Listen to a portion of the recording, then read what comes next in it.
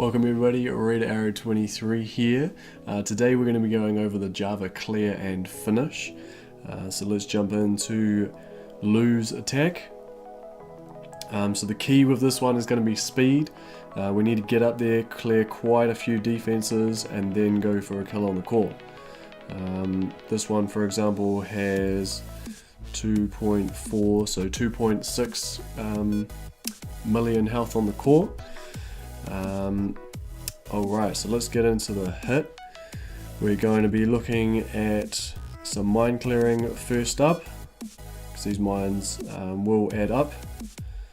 We can afford to hit one of them on the path, but remember, speed is key, so if you can clear these mines really quickly, or even clear them on the walk, would be perfect, but it is hard. There is a rocket launcher here on the beach, and sometimes they can be lower and it'll be a hot beach. Most of the time this left side is free. Occasionally there'll be a rocket launcher on the right as well, just have to play to it. The main reason we'll be using this clear and kill up here is just because there's either too many shocks or there's not enough room to jump in there for a standard spot to do shocks and kills, to do a bunch of shocks and kill the core. So we want to get around about this position here, just left of this line here, and then we can start flaring up. You can obviously pick the path of least resistance to get up to the top, but you want to be heading up there as soon as you can.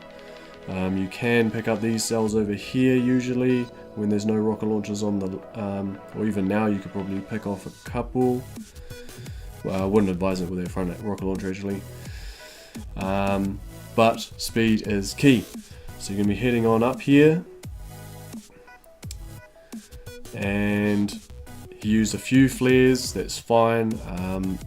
You want to get to your spot as quickly as possible, and then make sure you're out of range of anything down low, and obviously shock anything that's in range or could be in range. So that rocket launcher might have been in range of these Zookas by this power cell, and obviously the mortar was there.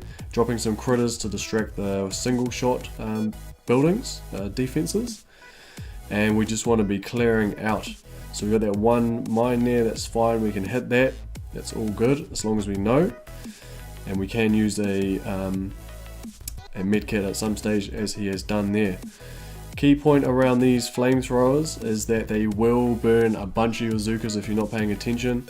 Because you've got so many Zookas in such a tight space, they're going to ruin your day if you get a bunch of Zookas too tightly formed up. One Becky is bound to step forward and just roast the rest of your girls. So once you've cleared a decent amount of defenses, you can, these boom cannons are going to be picking off quite a few Zookas, so you kind of want to take out a few of them, but you don't want to waste too much time on them also. You can drop critters, but I suggest they outrange the shock launcher, because the shock launchers will either kill them or two-shot them. That flamethrower on the left got a few there, the critters are there, but the shock launcher has launched onto them, and it's just one-shot them, so just be considerate of that. Once you do have enough defenses cleared, you can sort of flare into either 11 or 12 o'clock, anywhere that's outranged this shock launcher and any rocket launchers that may be on the left, and then you can obviously shock the flamethrower and or the boom cannons if you have the GBE. But sometimes it's just best to do a massive clearing hit, and then the next player can just get up there and finish.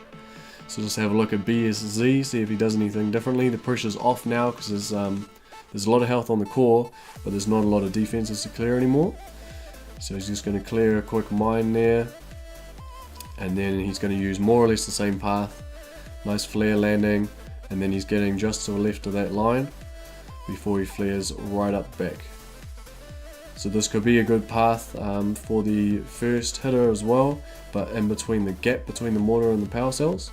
Obviously doesn't need to smoke all the way to the top anymore, and he's just shocking those flamethrowers straight away, not messing around with trying to outrange them or anything. And then he's using critters on the right hand side just to distract the boom cannons a little bit, and boom, the core goes down. So speed is key. Don't let the flamethrowers start firing off. It does take a long time for your shock to get back there and shock the flamethrowers, so make sure you're thinking ahead. Remember that how far a flamethrower usually can fire, and use critters for those single shot buildings. So that's Java with the clear and finish.